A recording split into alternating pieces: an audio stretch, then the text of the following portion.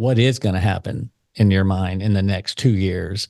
You know, are we going to start creeping out of this thing, or is it just going to come right back? In my opinion, I think the independent contractors have to get the industry back as much as possible. We need everyone to step up and be willing to build better businesses, right? And it's only better for everyone if we do. From Sarah Systems and Billy Go, this is No B.S. with Billy Stevens and Landon Brewer, the unfiltered, straight-shooting podcast that dives deep into the heart of home service trades to uncover the truth about running your business. You're entering the No B.S. zone with Billy and Landon. Hey, everybody, this is Billy Stevens. I'm with my buddy Landon Brewer, and we're the new show about No B.S. Landon and I will join you every week and talk about topics that maybe people are afraid to talk about, or maybe we'll just enlighten you on some stuff that you didn't know was going on. That's the whole idea behind this podcast, is to actually get out there and stir up conversation. It doesn't matter if you're a technician, you work in the office, you're a manager or an owner of the company. I think you're going to find some good information here from the two of us as we broaden our palettes, if you will, with all the things that we know about and love to talk about every week. This is not new. This is something Landon and I have been doing for a couple of years now. We talk weekly in most cases, and we just decided to start sharing these conversations because I spent a lot of time on the phone and looked down, and we're both like, oh gosh, man, our batteries are about to die. We got to stop. And so hopefully we're not rambling. Our goal here is to entertain and to enlighten. And I think you will learn some stuff from us. I hope that's the whole idea. And today's topic, we're just going to start right off the top. And to us, we wanted something that has really changed the industry more than anything else in the last 10, 15 years. And it's private equity. And today we want to discuss, has private equity killed the trades as we know it? Here's my co-host, Landon. I'll let him say a couple of things about this and we'll get it kicked off. Hope you enjoy it. Yeah, well, I think you had a great idea for starting this podcast, Billy. I mean, I don't know if you've got this in promo anywhere or not, but kind of where this all started was, when did we start talking to each other? Yeah, I think a couple of years ago, maybe 3-4 years ago, hardcore. I remember calling you, and I was dealing with a compensation issue and a labor law dispute, and I said, let me call this guy. He's got this comp program, and I want to see if it's something that we might be able to use. And I didn't know much about you. I just knew you'd, a little bit about your story, and followed you online. And I think ever since then, we probably talked, once, twice, minimum a week, every week for the last several years. And it just turned into this, tell me what you know about best practice. What's your experience with this, and vice versa. And it's like, it's really kind of, you're one of those people that became part of my little inner circle of people just bounce ideas off of constantly. And we get a little bit amped up sometimes and have some fun with it. So we just thought it'd make a good podcast that two guys with maybe slightly different perspective of how the industry is shaping up, how it's evolving, maybe tell some funny stories here and there, because if you've ever been in the home service business, that you can write a book if you've spent any time in it. And so you try to keep it as close to PG as possible. But man, there's just a lot of stuff, and we never run out of interesting stuff to talk about. So thanks for having the idea to turn this into a podcast, and I look forward to doing it with you. But man, PE, what a way to start off. Telling you what, we're going for it on the first episode. and I love the title. Has PE killed home services? Has killed the trades as we know it? Because there's definitely some truth to it. And there's obviously multiple sides of it, but man, there's probably nothing been more impactful in the space other than maybe some technology evolution in the last 20 years. But man, PE's sure come in strong, and it's been like a tidal wave in the last couple of years, and all of a sudden the tidal wave kind of pulled back a little bit, and now we're in a weird spot that is exciting to people like you and I. I know that we're in a weird spot where operators, it's like people ask me all the time, what's going to happen? What's going to happen? Number one, I don't know. Number two, we're going to win.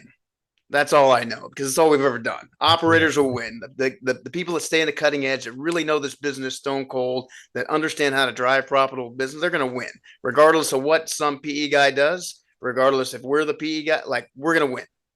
And that's something that I really want to be kind of at the heart of this podcast, is like, let's just talk, no BS about how we do that. How it looks, the good, the bad, the ugly, and what it's going to take. That's for sure.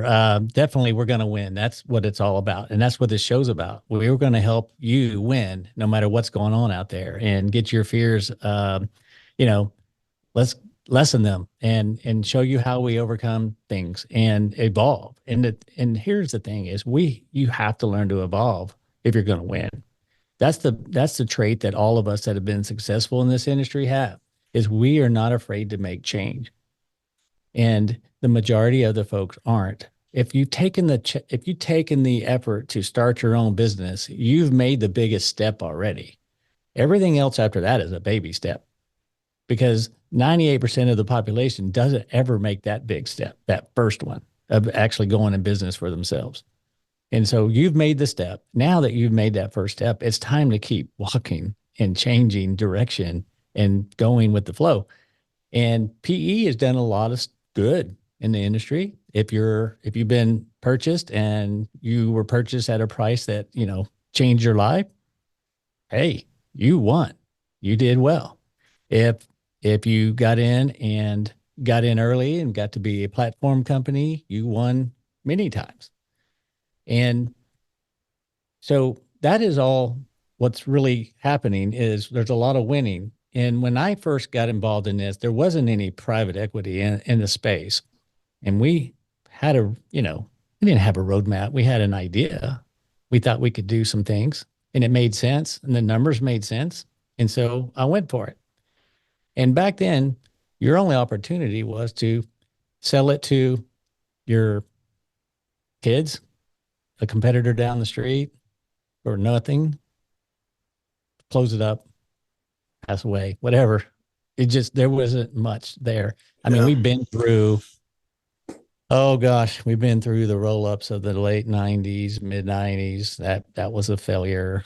That scared off a lot of people. And, that was my apprehension. And because this was the first thing that came out next after that. And I had the opportunity to jump in, at the very beginning.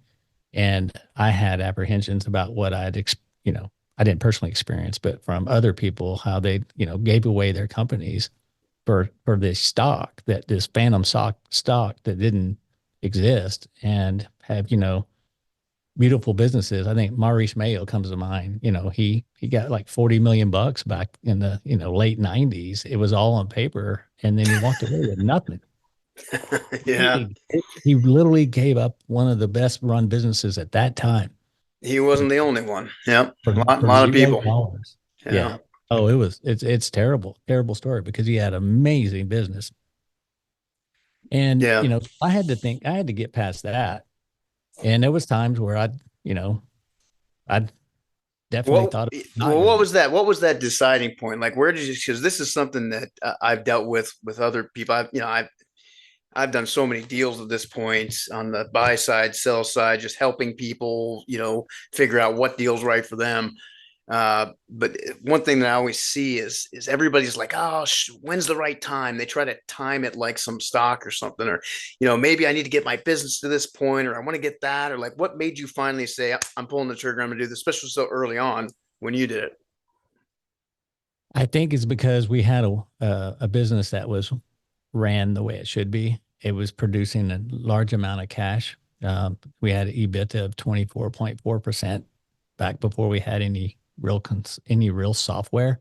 So, does software make it better? It comes down to the operator.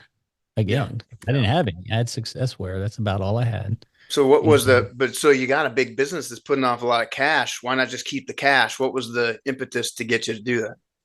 Excellent. Well, when you learn more about how the private equity works, it's very enticing. I was able Yeah. to be a part of the very beginning, so I had advantages that someone we would buy later didn't have. I was able to see it from the very beginning how it all works and meet with these bankers. I mean, I remember going up to Tulsa, Oklahoma with my partners, and we went into this nondescript building, and it was a bank. There was no drive-throughs, there was no sign outside, and we walk in there, and it's a bank, and it's doing business, way more business than all the banks in town probably, but there was no signs or anything. And I learned that there's a whole nother world of finance out there that I was unaware of. And so I personally was intrigued by that. Yeah, yeah, I'm really, going from operator perspective, even when you got a big perspective and more grandiose vision, like just seeing how, people in the high finance world, view the businesses, how they think about it, and it kind of it almost makes you feel a little bit small, but it's really interesting to watch. It's like, okay, for them, it doesn't matter if it's air conditioners, water heaters, donuts, any service or business. It's like, all right, it puts off a certain amount of cash. There's a system. It's like, yeah, it's like a vending machine. You put a quarter in, and they're going to do a model, and like something's going to come out the end at a certain percentage of the time, and this is what it's going to be. And they don't care what widget it is or who's running it. It's just it's how they look at business, which probably, there's a lot to be learned. That's how we should really look at, the most sophisticated, successful bankers in the world. If they look at it that way, I figured maybe we should look at it that way too, a little bit. Absolutely. Because back then, and still to this day in the trades, we relied on loans from our local bank. Yeah. And our local bank only gave us loans if we had money in the bank.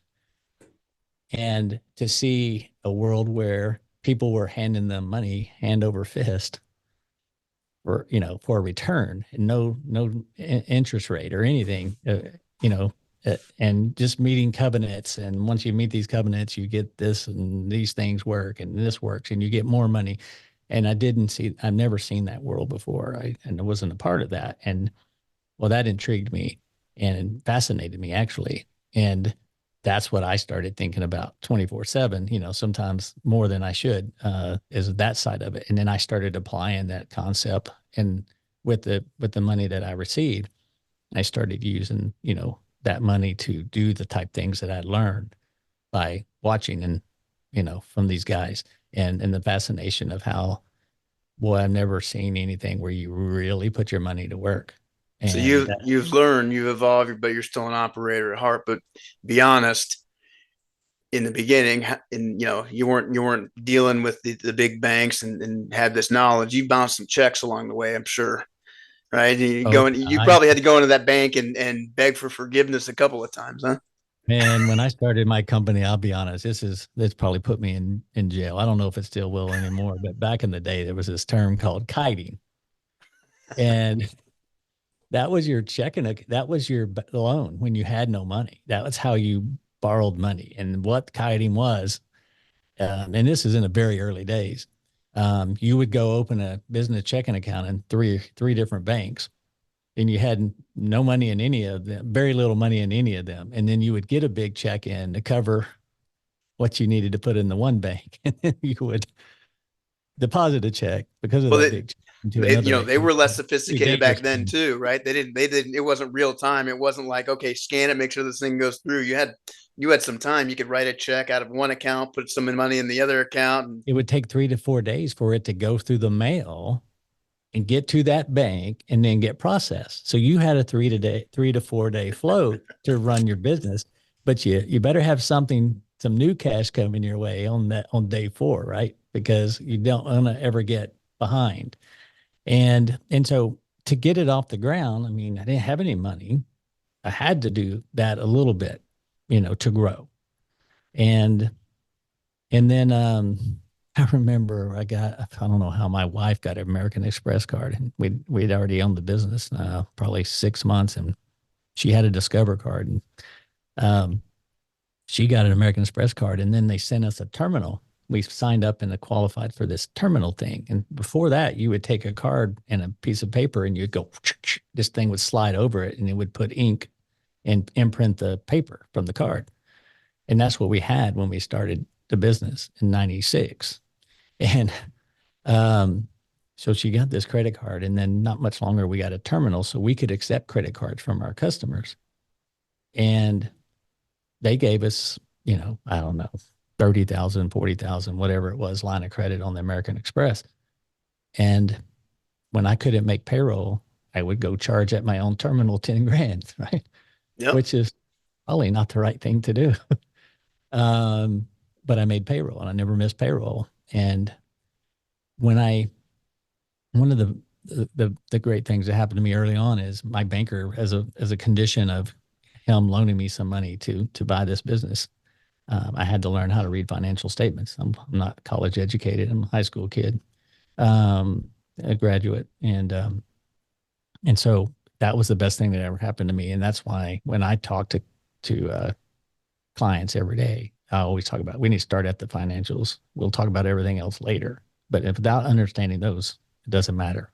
Yeah. And once I understood it, I stopped all the BS and learned how to price so that we could move forward. So that's what was available until this PE thing came up, right? There wasn't a fast way, even though we grew into one of the largest companies in Dallas Fort Worth over a course of 13, 14 years.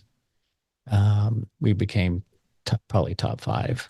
There was some other guys that were out there, but we made more money than they all did combined. And we know that because they bought some of, some of them have been bought by the group. And we saw the, financials. And so that was what got these guys excited about being in the trades was they actually saw a company that didn't make 2 to 6%. They saw a company that was making 24%. Well, how was your experience afterwards, though? So, some people, you hear horror stories, right? And I've had various, experiences of my own.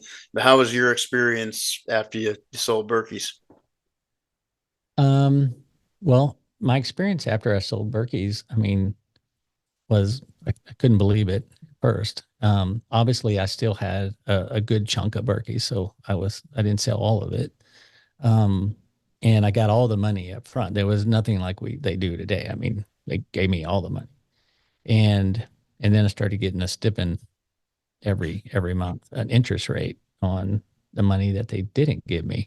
That was a weird one to figure out. That was awesome though. And so that was going great. And again, we were all trying to figure out the fastest way to make this go. And my experience was good and bad, right? Because we were trying to develop an idea and how we were going to do this. And our goal was to acquire $5 million, I believe, in new revenue over the course of a couple of years. And it didn't even take that long. I think we got 9 million in like a year, just under a year, just over a year. I don't remember the exact timeline. And so we double, more than 9 million more into the pot. And then we bought another small company. And then we had a couple of big fish on the line. But it took longer. Obviously, that took longer. But my personal experience was, being involved, helped growing the thing. It wasn't to be back in the grind of building my business, right? I didn't sell part of it to be in that grind. I wanted to build the whole thing. That's what I like to do. I like new projects. I'm a builder of things. And I'll let people operate them once I build them and teach them how we want to run them. Then I let people run them. My DNA says, go out and build it, not operate it. That's not what I like doing. I like building these things and innovating and going first. And, even with the software it's like, I love building. Yeah. And so I wasn't, as you bring on more partners, it wasn't about that so much as I was hoping. And so after being the CEO of the new organization for, almost 2 years. Yeah, I was like, all right, I need something new to do. And so I stepped out. And it wasn't much longer, maybe 2 years later, that the other two have stepped out and gone on to do great things. All three of us have done different things, and and we're doing quite well. But we learned a lot together in the very beginning, because when I brought this $9 million deal to them, it scared them to death. They're like, "Oh, this is big. This is a big deal." And I'm like, "Look, it's a plumbing only company. You give me 2 summers, it'll be $30 million. And you sure? You know what I mean?" It was like, "I'm telling you, this will work," and it did. It more than did that, because we were, setting the pace for going fast. That now Yeah. happened. That leads us to where we are now. All the folks that have gone into the space to start PE firms and buy companies. But where are we at is the question that I think one of the questions we're going to try to answer today is, where are we at in this cycle, private equity? The best operators, the majority of them have been bought, Yeah. and there's a lot out there still, but the majority of the really good operators have been bought. Not so much in the last couple of years, because so many PE firms have jumped in that they're buying less, subpar, if you would, like what's happened in the last couple of Yeah. years. They're not as the quality's not there of the first go round, and so those folks are having some issues. I think even the maybe some of the first line of buy companies that were bought, those are having some issues as well. But definitely the second tier of the last couple of years are struggling, and we've seen this, and we've tried help. We help them, right? That's what we do. We help Yeah. people figure things out. And why is that? That leads us to the next question about what's happening with PE in this trade is, why are we seeing such a fall from that area of the industry so rapidly? What do you think about that? Well, couple things. I think where we're at right now. So we had this, you were one of the early adopters, and that, 20 some odd years ago when I got in it, I've always been like a buy, build, sell guy. Buy, build, sell. That was how I thought I was going to make money in the space. I didn't come from the trades, so I wasn't a mechanic. I just, got into it. I was fortunate enough to meet the folks that took Service Experts public, and actually I'm sitting in St. Louis here where I first got into the industry all those years ago. Uh, and so I always had that mentality, but very few people, and my partner Ken, for many years, he was one of the few people, we became partners, one of the few people that I identified with. It was like, okay, this guy likes to buy, build, sell. He's the same idea. But very few people were doing it back then. And you would get, when you would buy them, you'd buy them for, pennies on the dollar, because you're buying underperforming assets, and you build them up. But I mean, you buy them for a couple of times earnings, and then you hope to build it and sell it for, maybe you get 5 or 6 times earnings, and then that became 7 and 8. Then all of a sudden, this PE wave that you started became, you know, 7 to 10, 10 to 12, 12 to 15, upwards 20x of your profit for these big platforms. And you saw like go from a couple of entrants to like 70 PE backed groups, various sizes and skill sets. And there was this bandwagon effect that drove up these multiples, and it was just became this frenzy. Well, when the credits markets tightened and interest rates went up, it just kind of stopped, because private equity works in a way that it's like, that's just a function of return. Remember we talked about the way that they work. Well, so they kind of stopped buying, and then they had to operate, and then the business got tougher, demand kind of got more difficult. Some of these operators are exiting, and now they got to figure it out themselves, and shipments are going down, and so now they're trying to figure it out in a post-COVID heyday era, right? So now it's difficult. Now everybody's kind of scratching their head and wondering, what's happening. Well, what's happening is we all kind of got fat and happy and lazy and drunk on the COVID stay at home, free money, low interest rate era. And now we're going back to where it was 5 years before that. And it's a different ball game. And if you don't have tight processes and operators that really know the stuff and have some experience in it, you're going to struggle. So, especially if you overpaid for some of these businesses. Now, what I will say is, unlike previous eras, and then people keep saying this, that's not how private equity works. It ain't going away. Consolidation is not going away. And so to say, oh, I'm just going to sit here and tough it out, and then, it's going to disband and all these people are going to get their businesses back for pennies on the dollar. That's not how it works anymore. Private equity doesn't work that way. Sophisticated private equity firms are raising, hundreds of millions of dollars and billions of dollars from, these endowments and institutions. Like you have a loss like that where you just, okay, yep, a complete total loss. We're selling the business back, pennies on dollars, and liquidating. Good luck ever trying to raise money for a fund again. And that's your job. Right? So that's not happening. They'd rather just hold the things, try and make up as much cash flow as possible, even take a loss for a while. So it's not going away. And so what do we do now?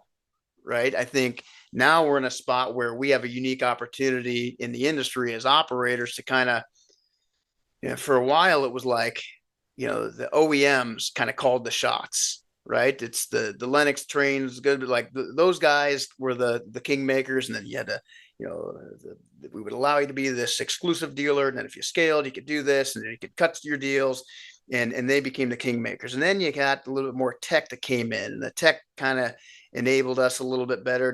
But tech was kind of kingmakers for a while. And now it's like, all right, private equity is coming in, and then the private equity is kingmaker. Well, now we're in a unique spot where nobody's kind of buying. We got the OEMs have been kind of squeezed into, becoming a little less significant. And now you need really strong, solid operators that understand the KPIs and the drivers of this business. Otherwise, everybody's screwed. Right. That's right. And so if, this is not a pump us up session, but I mean, without people that, like us, that know how to operate these businesses, know the KPIs, know the drivers every day, know how to make the phone ring, and know how to execute and turn, that funnel into a profit, everything stops. Right. So right now, some of the biggest players in the industry have either sold, and they're on, have to write out some non-competes, or they're retiring. And so there's not a lot left out there that are even independent operators that really are solid scaled operators. So, I mean, there's a unique opportunity for us to take advantage of, whether it's, buying out some assets or selling with some unique contingencies, or there's just a lot of opportunities for people that held out, that really know what they're doing. Oh, I agree with you 100%. The opportunity now is like really good because there's a slight pause, right? And I'm a guy that I wait for the opportunity times to make a lot of my moves. When everything's flying in every which direction and going crazy, I kind of sit back and watch. When everything kind of dies, I jump in with a band, no fear. I jump in like crazy. And so I So like Warren Buffett strategy, right? Yeah, well, I hate paying retail. So I'm a wholesale guy. So um and yeah, and then the opportunities that have, happened, in the trades for me in the last few months, it's just, been off the charts. It's with the companies that we're really helping thrive during this downturn, and then the opportunities, other opportunities that have come my way right now. And this is what I talk about a lot is, it's preparing for tomorrow always. You never work on today. You're working on the day. You're already behind. You need to be preparing for what's coming down the road. I mean, when I'm in the middle of summer, I mean, it's July. We're not talking about August. We're talking about September, October, when it's going to change. What are we going to do in December? And again, when we're in December, we're talking about April. So, we're preparing, and everything that we do, we're always, 6 months ahead in preparation. And going through the housing crisis, and I also went through 9/11. And there was a very short time where we all stayed home 9/11. You know, we didn't officially stay home, but people that could did for a month or two. It was a little nerve-wracking, you know, when 9/11 happened. And my business flourished like Yep. crazy. And then it tapered off, and it tapered off along with the cycle of air conditioning sales, right? It ebbs and flows, it ebbs and flows. So, and it just happened to mirror perfectly in 2001. We had 9/11 all the way through 2000, and it was late 2001, September. So basically 2002 was the 9/11 effect. 2003 was the hangover, if you will. That's when it fell off a cliff. Um, and you know, we had a cool summer. Everything that could go wrong went wrong, and I learned that lesson, and I survived it. And there were times where I didn't know. That was one of the first times I'm like, okay, I may lose this company. This is getting crazy, because I wasn't looking forward. Well, I took that lesson, and you and I got on the podcast, I want to say 2 years ago, on the Service Business Mastery Yeah. podcast, Yeah. and we were talking about this very thing on that Yes, we show. were. This is Well, we were talking about what's to come, and now we're talking about, well, it came. Yeah. well, here it is. This is the exact same scenario, except we stayed home for 2 years instead of 2 months. And I knew when it it's when the money was spent, uh, you know, that we were given by the government, everybody got all this money. When that money was spent, I knew that we were going to fall off a cliff again, and it was going to be. And it did. It happened, just like we talked about. So we started talking about the end of COVID at not at the beginning, because we didn't really know what it was yet, but you know, 6, 7 months into it, we were already saying, okay, this is when opportunity possibly could come, but it's coming. We can't time it, but we know it will be here. And we started preparing for the downturn. And by preparing for the downturn, we really worked hard on, you know, branding the company, building a massive membership base, stuff like that, you know, to offset the slow time. And that's what I'm talking about, always preparing for what's next. And that's part of what this show is about. Not to go, you know, that's a whole nother show we could go into, uh, you know, looking forward. But staying on the context of what we're talking about today, you know, what is going to happen in your mind in the next 2 years? You know, are we going to start creeping out of this thing, or is it just going to come right back? What do you see PE? Do you see a lot less PE firms, you know, because of this drought, if you will, or this situation we're in? In my opinion, I think the independent contractors have to get the industry back as much as possible. We need everyone to step up and be willing to build better businesses, right? And it's only better for everyone if we do, because the threats are still out there. PE may be the king right now, or, you know, the biggest part of it, but technology at the end of the day is probably going to win. Um, and I'm talking like Amazon, people like that. When they figure this out, we're going to be the guys that just go out and change equipment. Yeah, You feel eventually it's going to come to what? that. You know, I think there's going to be a subscription-based model that'll come into play. I think there's a lot of things that are going to happen. It's going to evolve. But in the immediate term, next couple of years, again, I'm no oracle. We can just kind of make some predictions and start, you know, putting strategies around those predictions. But I think in the next couple of years, it's going to be a gradual ramp back up. I think we're going to come out of some of this demand shortfall. I mean, if you go look at just the unitary shipment data historic from when we had the housing crisis, we're kind of in the midst of that simultaneously as the interest rate rise. So I think if interest rates come back down a little bit, free up some cash, as we come out of this historic downfall from the housing crash from 15 or so years ago, I think it's just going to start building back up slowly. And that's kind of what the data says. But I think right now, if we do this correctly, we can leverage the software. I think we can expedite it. I think you're already seeing some of these PE firms, larger PE firms, gobbling up some of the smaller PE firms. You're getting to see some of that. and they can give them a little bit of a bailout that way, not have to, sell it back for pennies in the dollar, right? They can say we achieved a minimum return and we think we can reinvest our money elsewhere, and then somebody else is going to take them. But what's happening there, it's just like a bigger consolidator taking on a smaller consolidator.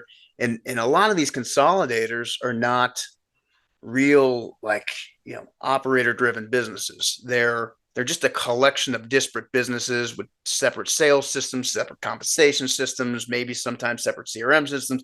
Most of them will, get on the same accounting package, get in the same chart of accounts, have a little bit of back end infrastructure, maybe get in the same CRM, but then, just kind of let you run your play, maybe have some regional support. And it's maybe, set up some buying deals.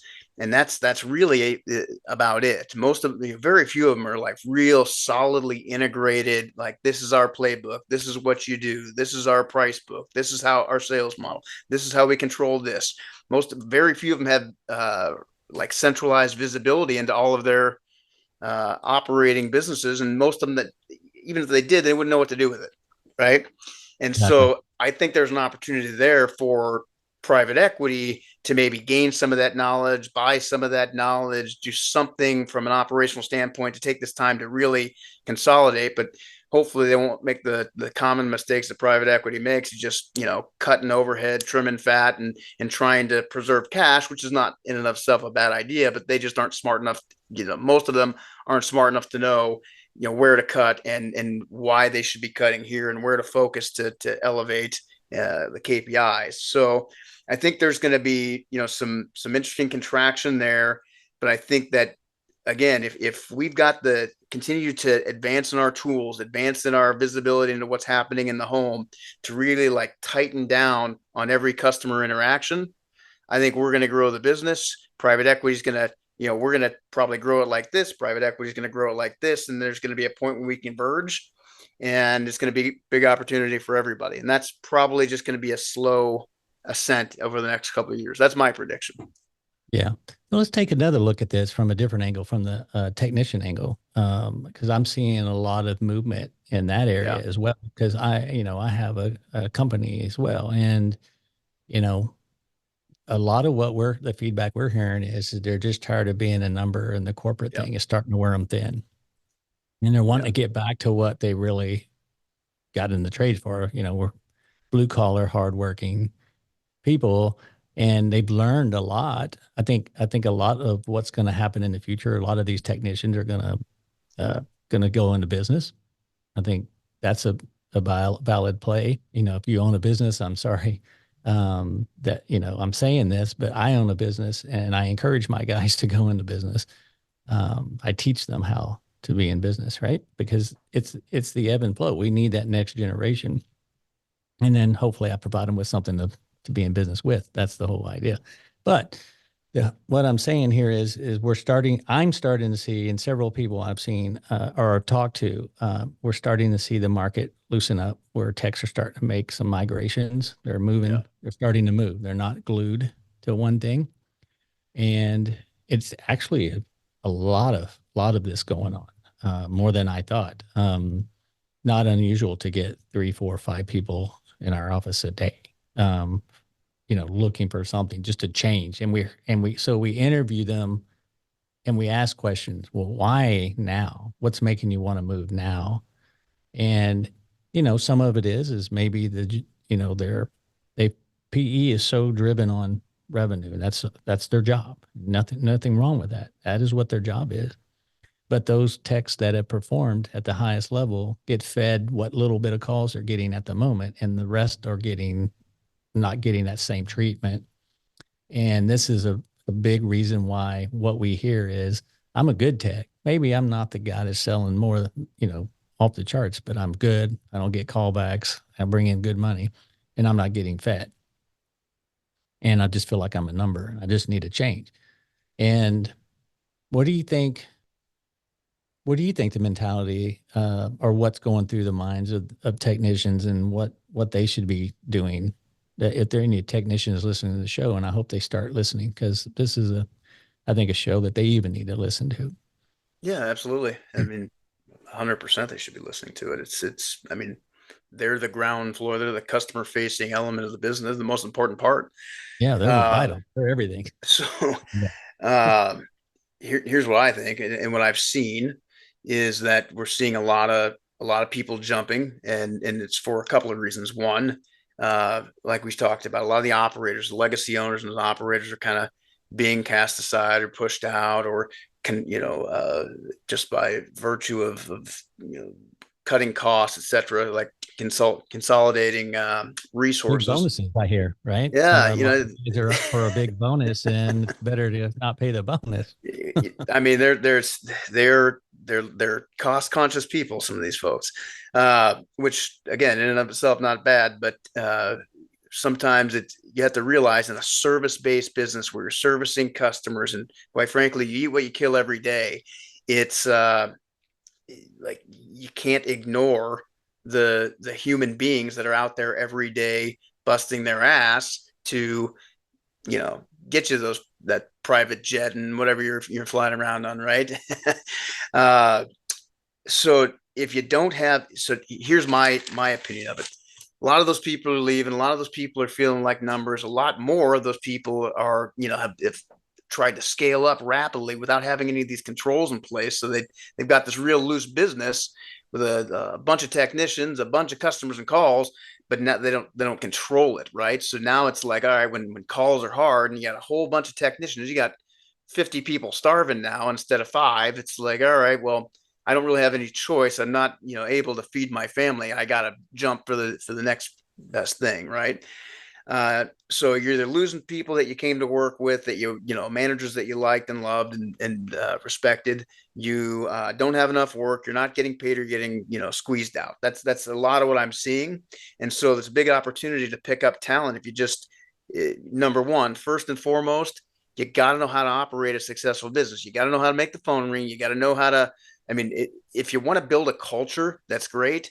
You can have this rah rah, and you can have the why, and you can have whatever reason behind. You can be a dynamic person, but if you don't know how to run a solid business that keeps these people running the 3 to 4 calls a day every single day consistently, day in day out, has enough work for the installers, and operates it like a machine.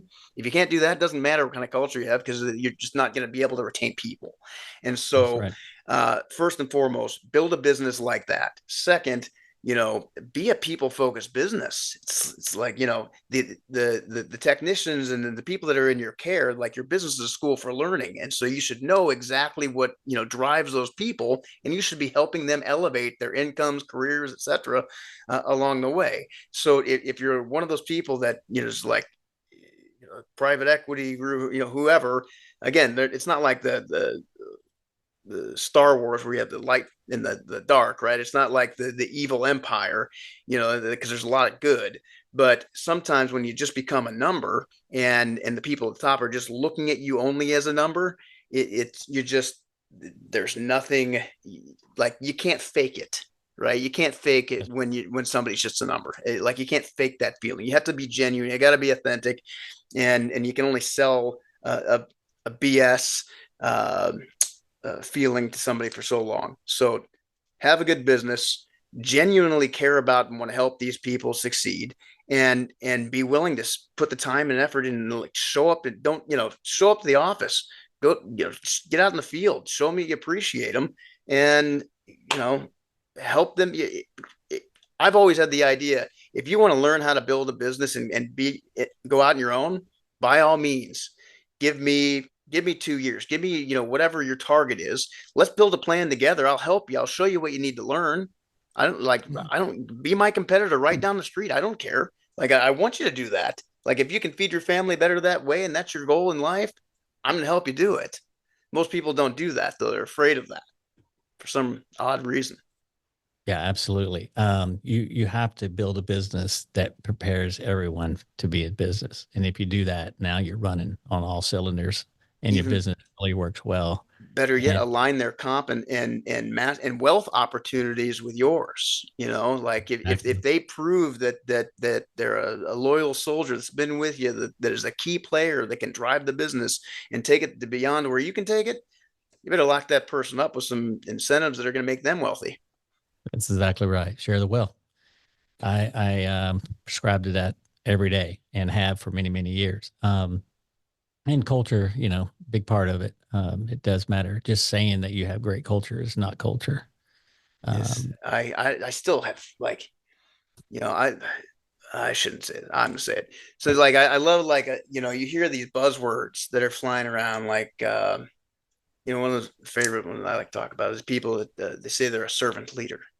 All these people that will come in the executive time, a servant leader, and then you go to your first group meeting and it's like, okay, well, so we're going to go here, and no, I'm going to check my coat in at the door. We're like, it's only for the leadership team and above. The rest of you have to not check your coats in here. It's like, okay, well, that's being a servant leader.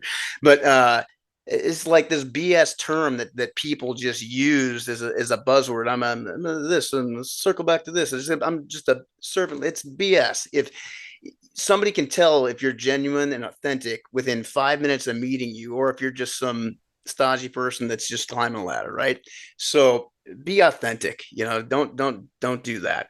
Uh, and then, man, this is the other one. That's what the show's about. No BS, man. Let's go. Hey, you got to share the wealth. Okay. And this is where everybody goes wrong. Okay, I shouldn't say this because I'll probably get just cut out of all future deals. But I've told this private equity. You can think about private equity as kind of like the world's most sophisticated pyramid scheme, right? Where the people on top, the top of the pyramid, the private equity investors, the people like maybe somewhat as it should, they take the bulk of the money, right? If you come in, if you're a platform participant, if you're one of the PE guys that's Series A investor that went out and spent very little of your own money and then leverage your own assets to borrow against it and help you build, like those guys take the bulk of the money, right? And it's designed, and again, they have shareholders, they got to report, which again, not all bad. It's like every business has to have profit, and you got to see profit. Everybody got to get their return. But most of the time down low at the field level, the line level manager, like those people don't end up with much, right? And what nobody will tell you is it matters like where you come in this totem pole if you're set up in a structure like that. And so how well you fare depends on your level of where you're at in the pyramid. And so some people that are way up here in the pyramid love what private equity has done. Some people get caught down here in the pyramid and they hate that they're involved in the situation. They don't leave happy, right? So it's a unique thing where I think we're going to see some interesting structures kind of develop over the next couple of years when private equity realizes that it's not necessarily the people that they'll bring in from outside the industry that are high level executives that are paid a lot of money to drive a business that are that important, but the people that are driving the business results on the ground.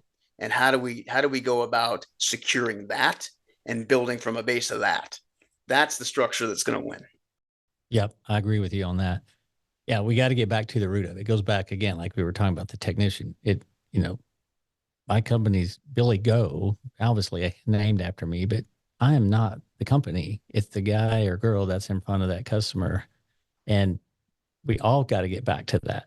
I think we've kind of got lost in it because of all this, how quickly this has ballooned up over the last few years, and not be so full of ourselves in a way is what I see, and get back to basic, getting these businesses running on all cylinders, spreading out, what we do and being profitable at everything we do instead of trying to zero in on just replacements. That's the biggest change that I've seen is, it's replace.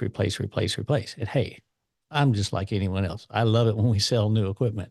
That's great. But I also know that we don't sell new equipment on every call. And I also know that we don't sell equipment on every estimate. And so when you start divvying it up, there's a lot of calls that get thrown away because we didn't sell an equipment. And the opportunity for the independents and the guys that, haven't been bought out is you have to start focusing and making the most efficient processes to make money on the calls that are being thrown to the side, if you will. we've gotten into this hamster wheel of, replace, and we're throwing away so many dollars trying to replace and just walking right over those dollars.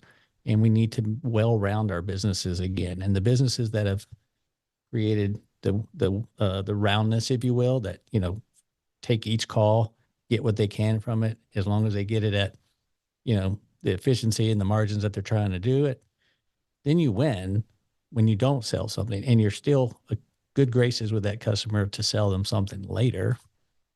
And I think we've gotten away from that over the last 6-7 years, maybe 8 years now. Time's going so fast, it's hard to keep up. But we push so hard to sell equipment at all costs because we want the revenue numbers up, because that's the business model, right? The higher the revenue, you have a static margin or EBITDA. All right, I got the static EBITDA that I'm trying to hit. And if I can hit that while I continue to add revenue, then it goes up. And that's the model. But there's just so many dollars that are not being made because we focused on this singular event, and taken service and basically knocked it down, if you will.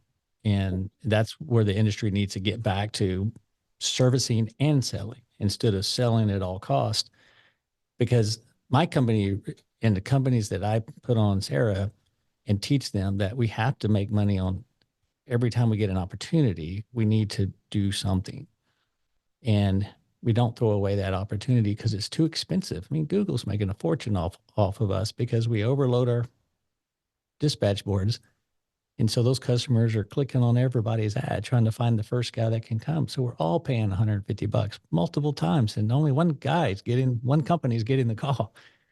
And so that's my advice going forward. If you're struggling now, is get back to the basics, get back to those, and sell your equipment when it's there, but make sure you keep that customer no matter what happens. What a novel idea. Build a business model around the customer desires and needs instead of making the customer fit into your desired model.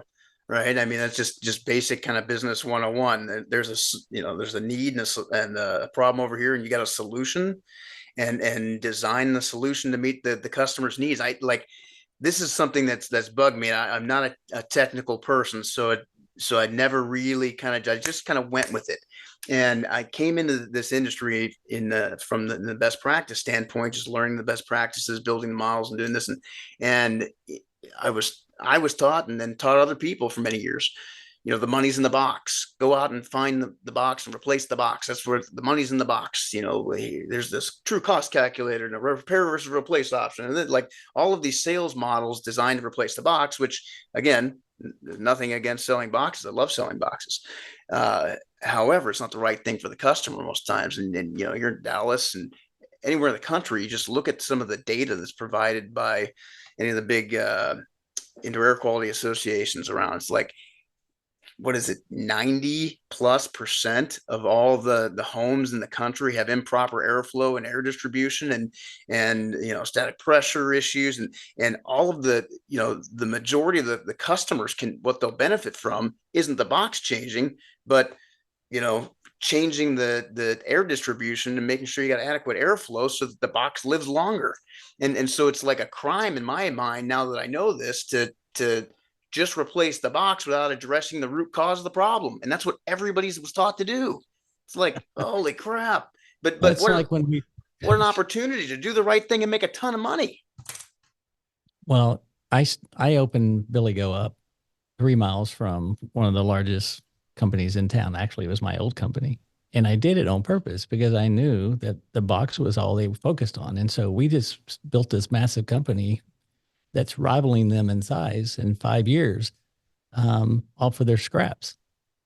And if you're an independent contractor out there, those scraps are available. If there's PE in your area, there's a lot for you to do that they just step over and don't get done. And so, but don't worry about it. You're going to be fine. Be a great operator, learn what you can learn, be willing to change in your mindset, and you will be fine. And so my mindset was, I got a brand new company that has no customers. How do how do I get customers? Well, I just start talking nice to them, and they'll come to me when they get stepped on. And it worked, and it's working tremendously. And so those are the, what I would recommend if I was still an independent, or you're starting a new business, you decided today's going to be your time. Don't worry about selling at all costs, because there's plenty out there to do that no one else is paying attention to. And private equity has created that sell at all cost model, that 70-30 or 80-20 rule that they come up with 80% sales, 20% service. We can't sustain that. And that has absolutely shown itself that was a bad idea as soon as we had a down market, because those are the ones that are suffering the most. And so it just becomes, just become a well-rounded business, be a service business that sells and replaces and repairs and helps and do all the things you need to do. Because you just take $1 million company, for instance. We'll just make easy math here. I don't care what margin these companies have on this equipment. They're getting about a 50, somewhere between a 50 and a 55 margin on this equipment.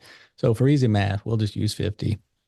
And let's say $500,000, you got $1 million business, half of the business is install at a 50, and half the business is service at a 75. Which one's making more money?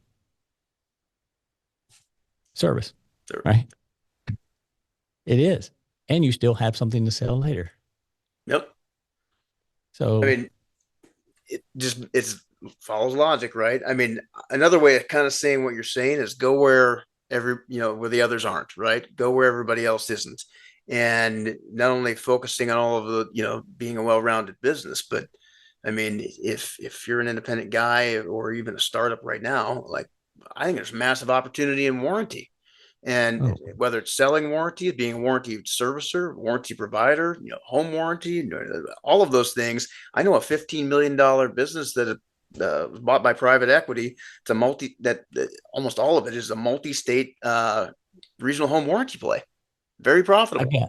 I have a story. One of the, I don't know, it was maybe the third or fourth company. We flew out to Washington, D.C. in 2011 to see about purchasing this company. It was $100 million company back in 2011. It was 100% home warranty. The entire company was $100 million on home warranty. And that's back when $100 million was a decent amount of money. I've never seen anything.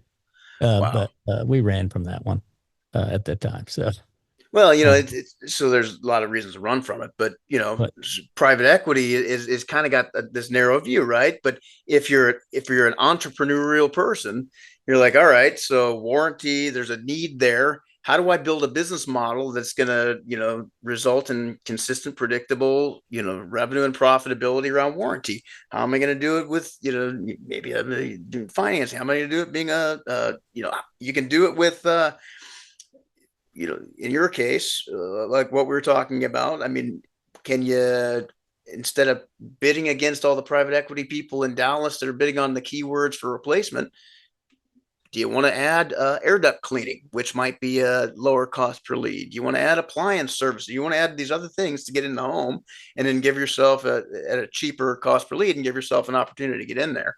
I think you just got to go where other people aren't. And you don't go with the traditional notions. Be smart enough to build a model around something that will work. That's right. And, to sum this up, I mean, at the end of the day, the best thing that has happened to the industry is private equity for a lot of people. For a lot of people, it's the best thing that has happened, myself included, I'll be honest. But at the same time, it's created new opportunities. And it comes back to what you and I talk about every single week when we're talking. And it comes back to being able to change and look forward. And if folks can learn to do that and not get stuck, they will be fine. And the opportunities even become more available to them the more they look forward and the more they're willing to change. And it's just that the market shifting, but there's still way more work than we can all do. The industry is massive. And I'm all I can say is having PE in our space has validated our industry. We were not validated for over a Yeah. hundred years. We were the very bottom of everything, and now we're one of the last frontiers uh, of this type of work, right? And as we people age out, and I'm talking about consumers, the younger people want business now. They want to do they want to get it now. They're used to getting things now, instant Yeah. gratification as they start buying more homes. And you have to prepare your business to get it now. The waiting, not being able to tell them when you can get there, waiting all day, those days are going to come to an end here pretty quick in the next year or two. Um, and you got to change with that. That's slowly evolving because people want to be able to get that service right now.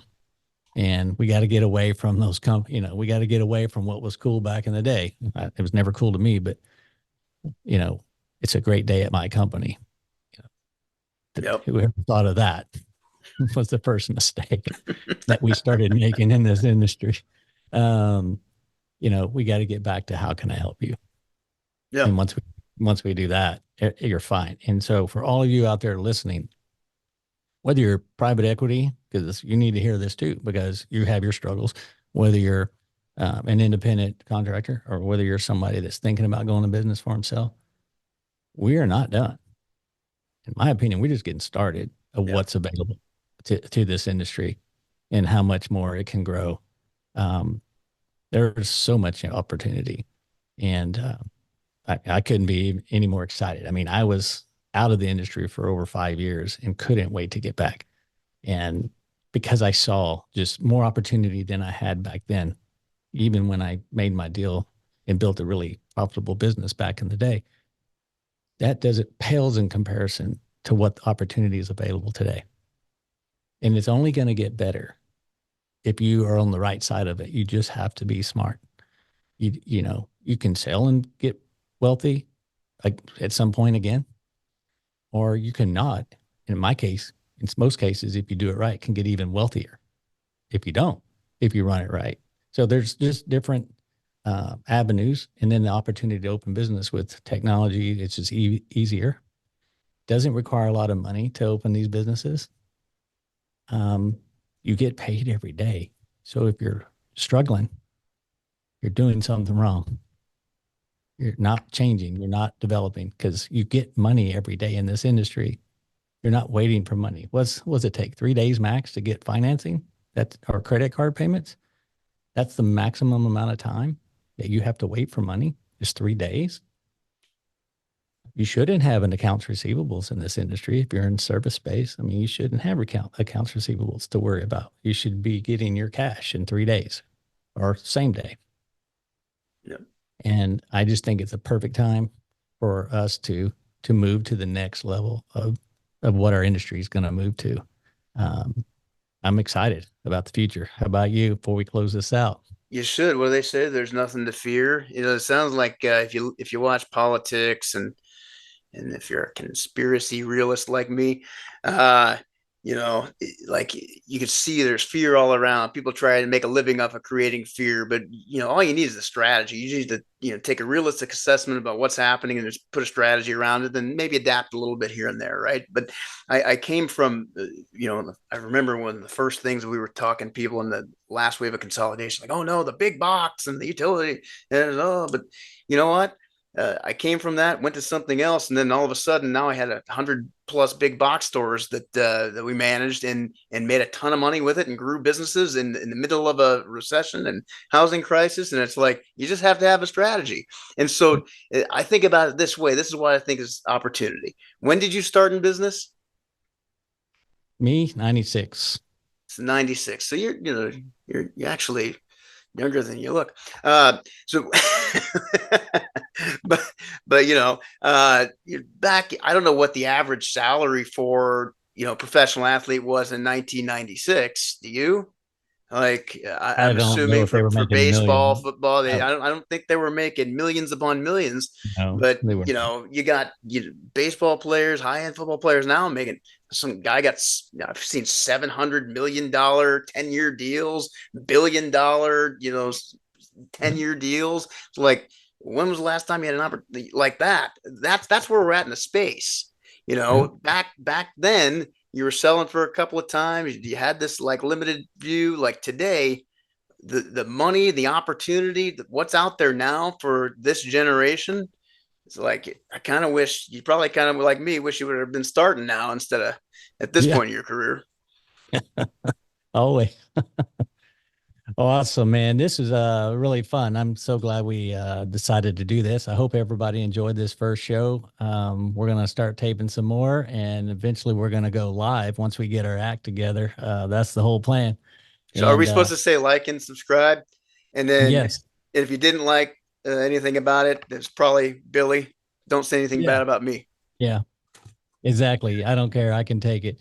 Um, no, I think he's the one. He's the one that stirs the pot. So for sure. But yeah, we want you to obviously like us and subscribe on YouTube when you see this or wherever you see it. We will have our channel up and running here. When you see this, we will already have our Facebook channel up. We'll have it on YouTube, and you will know all about this. So we're all excited to see y'all enjoy this and see what happens. Thank you. Yeah.